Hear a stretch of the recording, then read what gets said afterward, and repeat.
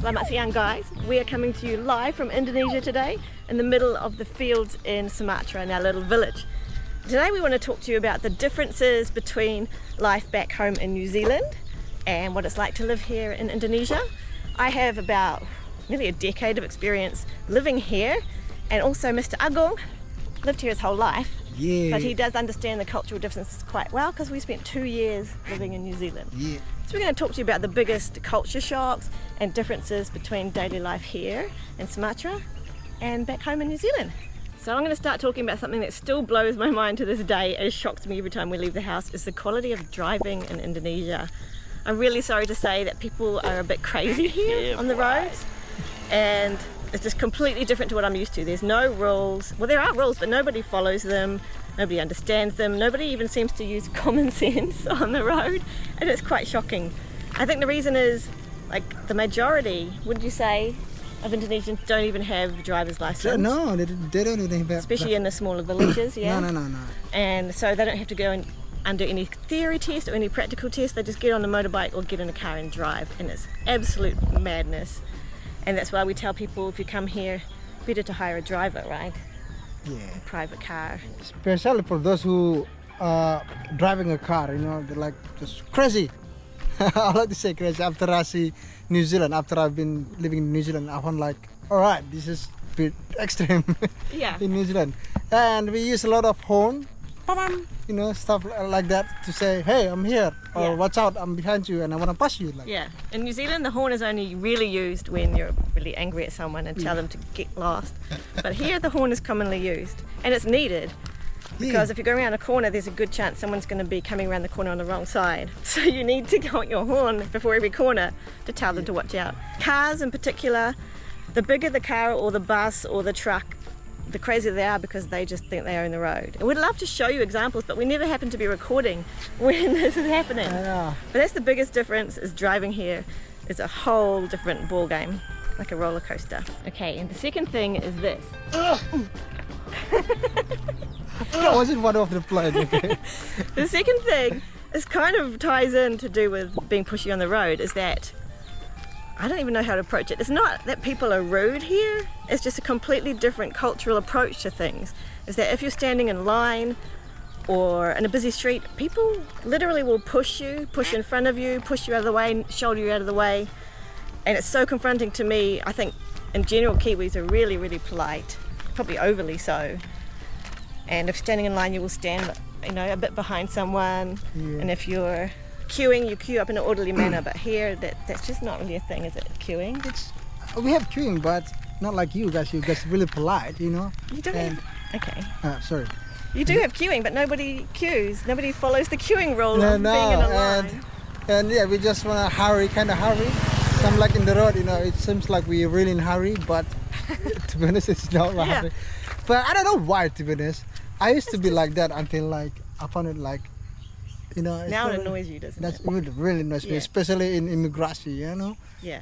What I think a lot of it comes down to is that Indonesia is one of the most populated countries in the world, and there's a lot of people everywhere, whereas New Zealand is not. We have a lot of space. So I think people have adapted to living close together, like a lot more socially and being a lot more crowded, and that's just one of the big differences culturally.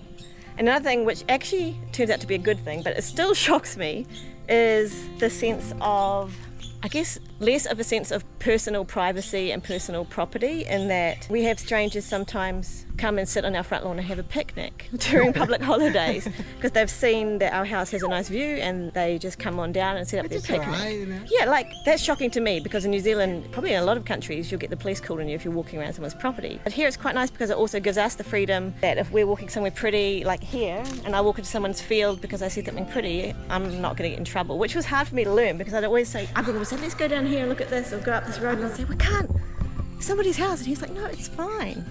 Because it is, right? Yeah, it is fun, Yeah. because that's how we live, Yeah. just bump up to someone's house, hey, I'm here. Like, Yeah. do you have rice? I want to eat stuff. Yeah, exactly. So it's a lot more welcoming in that way, but for me it's still quite shocking if, like for example on Sundays there's kids that walk around Tuk Tuk Village and they're practicing their English, so they're looking for foreigners to practice on. And sometimes that's fine with me, sometimes I'm not in the mood. And one time I was out in my backyard and they saw me from the street and they were, "Bule, bule," which means foreigner, and they run down, and I was in my pajamas. I ran up and hid in the house. I'm like, "Uncle, help me," and they came almost up our stairs looking for me to like interview me. Yeah. Like, okay, it's getting a bit hot, let's go sit somewhere else.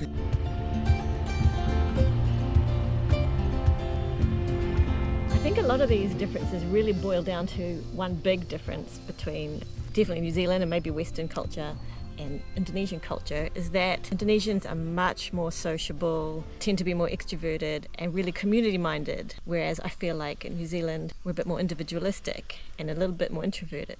Because one of the things, talking about how people just sort of show up at your house and walk around your property, is the way they holiday as well. And that's still something I love, but it's hard for me personally to adapt to, is that we'll have somebody on a public holiday, Agung might get a call on a Saturday evening, and someone's like, "Hey mate," he's a cousin or a friend of a friend or a brother or whatever, and say, "Hi, we just arrived in Tuk Tuk. There's a group of 17 of us, and can we stay with you?" right? And for me, it's like, what the heck? It literally happened last week. Yeah, it happens quite often. And for me, it's like, I need mental energy to prepare if we're going to have people come over, even just two of them for a visit. And that's it's quite shocking for me that people will just rock up and want to stay with you. But I think it's also really lovely, because that means anywhere Agung goes, almost anywhere in Indonesia, but definitely Sumatra, if you know someone's the same distant family as you, or a friend of a friend, and you rock up and you say, "Hey, I need a place to stay, I need a meal," you're welcome. Sure. You're welcome. For Yeah. sure. Sometimes I just, before I knew her, I just bump up to someone like, "Hey, I'm hungry. Can I eat at your place?" Stuff like that, without even, Yeah, and that's one of the beautiful things about I know, this it's culture, really beautiful. especially for We're tourists. quite strong community, kinda. You know what I mean? Yeah, and that's what tourists feel when they come visit, that they're invited to people's houses in the spur of the moment and they're very welcome. Yeah. And I do like that, but for me, it still takes some adapting if people want to come visit our house I understand. without any warning. I understand. Another thing that has been quite interesting to me is the belief in a lot of supernatural things here in Indonesia, so ghosts, magic, Or ghost. that kind of thing. Whereas I know a lot of people in the Western world believe in spirituality and magic and things, but here it's really a big part of the culture. Yeah? Yeah, especially ghosts. We're really scared of ghosts. The one that I really scared is called pocong. We'll show you a picture of a pocong here. A video of a I know, pocong. it's like, everyone, it's not just me. Everyone in the I know they're scared of ghosts. They're scared being alone because some ghost is gonna take them away. Especially at nighttime, Especially at nighttime. My friend can't even sleep in one room by himself. Long time ago, like our parents scaring us by, "You gotta eat fast, otherwise ghosts are gonna take you," and stuff like that. Yeah, lots of ghost stories as kids. But Yeah. it's still quite like a part of everyday society that people believe in magic and ghosts and that sort of stuff. And I'm not discounting it, because I believe lots of things are possible. And I've even seen some things here that I can't quite explain. In the middle of the night sometime, if you get the scent of jasmine or something, the flowers that flower at night, and I'll be like, "Oh God, that's a lovely smell." Agung will be like, "We've got to get out of here." It means there's a ghost coming. Now, another thing, as a foreigner living here, we have quite a lot of paperwork to deal with, to get visas, and for me to get Agung a visa when we went to New Zealand. It got me acquainted with the systems here. And like, Agung doesn't exactly know when his birth year is, because it's different on your mum and dad say, is different to what's on your birth certificate, it's different to on your school certificate. So we think the date that's actually officially on his documents is wrong by a year. And also, it's so common for these important documents to be wrong. Like, his name is spelled wrong somewhere, and it's so common. It's not just him. I've heard so many people that live here have errors in all their important documents. Another massive difference that I noticed, especially we had experience of lately, is the healthcare system here and the way people approach healthcare. So different from home. In New Zealand, since we're little, we have family doctor. You go to the GP all the time for a cold, for a flu, for a cough, for anything. Here it's really, really different. A lot of people never go to a hospital, never go to a doctor. They maybe tend to go to their local clinics or their local nurses that live in their villages. Or traditional medicine. Traditional medicine, yeah, of course. The guru, yeah. That's more trusted usually than what do you call the other healthcare. Yeah, for me, I find it really hard, because especially I have some health issues that I would love to have a regular doctor that I can go and see.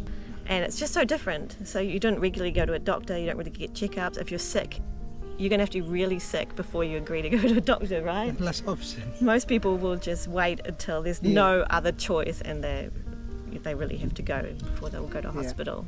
And then our experience with dengue that we talked about a few months ago is that I had no idea when I was taking Uncle to the hospital that I was going to have to stay there to be the nurse, but they don't have nurses that check on you, bring you food, help you to the bathroom, all that kind of stuff. The nurses just literally give you medicine and leave you alone. Okay, now let's talk about the most fun part. Okay, smoking. Smoking here, like I like to say, 90% of Indonesian people are smokes, especially men. Yeah, because it's cheap and you can get everywhere. Luckily, I'm not really that smoker, not so bad, you know. But it's not many women smokes here, huh? Only mostly men. Something I really love about Indonesia is the toilet situation. Not necessarily the squat toilets. I'm not too bothered about squat toilet or Western toilets, but bum guns. Why do we not use them all over the world? They're amazing because, okay, I'm sorry to gross you out, but say a dog comes into your house and does a big wet poop on your floor. Are you just going to use a piece of paper to wipe it up and that's it? I don't think so. You're going to use water, right? Yeah. So you should do the same thing on yourself. Bum guns are the best thing ever, and I think we should all use them. I think we should all adapt to using those. And if we ever lived anywhere else, I think we'll get one installed. Yeah. But I love sitting down in toilet. It's You do just, it is comfortable. A lot of the perceived bad parts about being in Indonesia are also what makes it really fun and nice to live in. I'm quite shocked by the quality of like tukang. So you get a builder or an electrician or something. In our experience, we've had pretty bad ones who don't seem to know what they're doing. And there's no consequence for them. There's not like a builder's trade that you can complain to or anything like that. And there's not a lot of safety standards that I've seen when building or doing anything or driving. But that also makes it fun because you have a lot of freedom to do what you want to do and you're not stuck by laws that govern every part of your life. Like in New Zealand, if you want to build a deck or a fence, a lot of the time you need to spend a lot of money to get a builder's permit. And here, if we have our piece of land, we can pretty much do whatever we want with it, right? Yeah. Without too many limitations. Yeah. You can ride a motorbike without wearing a helmet if you want. I love it though, to be honest. Yeah, so do I. That's why I'm here.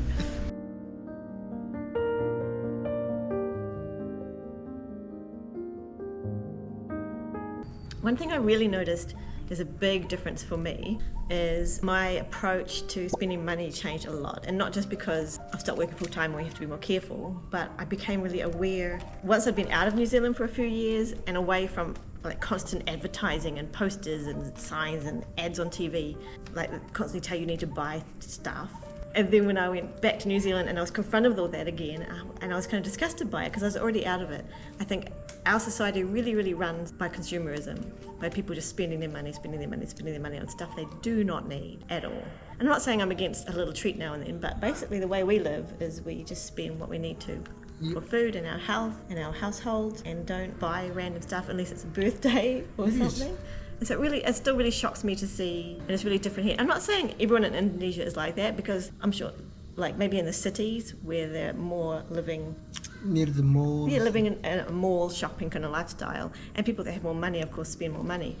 But in general here, from what I see in the villages, people tend to not spend so much money. So I think it's a lot easier to survive on less money here because I feel like life's more simple and you need less things. You know, like we have a lot of people just buying every week, you know, to make them happy. But if you live in a small village, it won't happen that much. And plus, we have small salaries to spend on it. I like to say, right now, you're lucky if you get over 3 million a month, which is about 300 New Zealand dollar a month. That's our salary. But I also think it comes down to, again, the sociality of Indonesians, and that for fun, you guys don't, in the villages, you don't go to the movies, you don't go out for fancy dinners, you don't go shopping on the weekends just for fun. You hang out, you play guitar, and you hang out with your family, and you go to the river and you go fishing, you know? It's a really different lifestyle. There's some downsides to living in Indonesia, but for me the upside is that I can have I am privileged enough to have a quality of life that I couldn't have in New Zealand. I don't have to work full time. We can live off our savings. So for me, the quality of life that Indonesia provides from the climate and from the fact that I don't have to work full time to survive is unbelievable. And I know it's a privilege because that's not how most locals get to live. I take that chance and I embrace it. Another thing that I found really confronting here, and a lot of people might be shocked, is Indonesians really say it like it is, and they're not as caught up in general on appearance.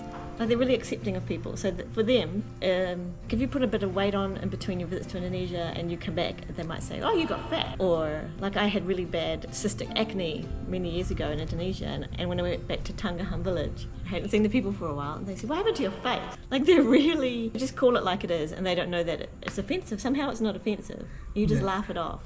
Yeah. But for me, it's still quite confronting if someone says, hey, you got fat. For them, it's not an insult as well. Nah. Like, in our culture, there's such a big thing against being overweight. But for them, they actually think it's quite good to be overweight. For them, it means you look healthy. You're doing well in life. Yeah, exactly. I don't know when was it, but I was buying a fried banana. Whenever Charlie needs things, I'm happy to do stuff for her. Going out to buy her chocolate or yogurt, whatever it is. So the other day, like a while ago, I buy a fried banana, and there's some lady asking, Do you not even love your wife? She asked me like that. I was like, What? because you never took her outside with you. You only go by yourself. for me that's kind of showing that I love her. Doing stuff for her. I was like, What are you talking about? Of course I do love her. They call it like they see it, right? oh, yeah, they're like saying in front of you. Well, there are so many things we could keep talking about. This video could be hours long. I know. There's jam karet, which is rubber time. There's spicy food, the differences in food. There's traditional gender roles that still have here, but we can't cover everything. This has been too long. But overall, there's good things about New Zealand. There's good things about Indonesia. For me, Indonesia wins. That's why we're here. It's a beautiful place. I love the weather though. I love the weather. I love the people. I love the nature. Yeah. Yeah. By the way, we're leaving. Hold on. I can't you not. There's how to say? There's a sunbow, rainbow Sunbow. of some kind. Beautiful. Yeah. Thanks for listening, guys. We'd love to hear about if you've been to Indonesia or live in Indonesia. What are some of the big differences that you were most shocked by or impressed by? Yeah. Give us comments, likes, and share this video, guys. Okay. See you guys. Bye.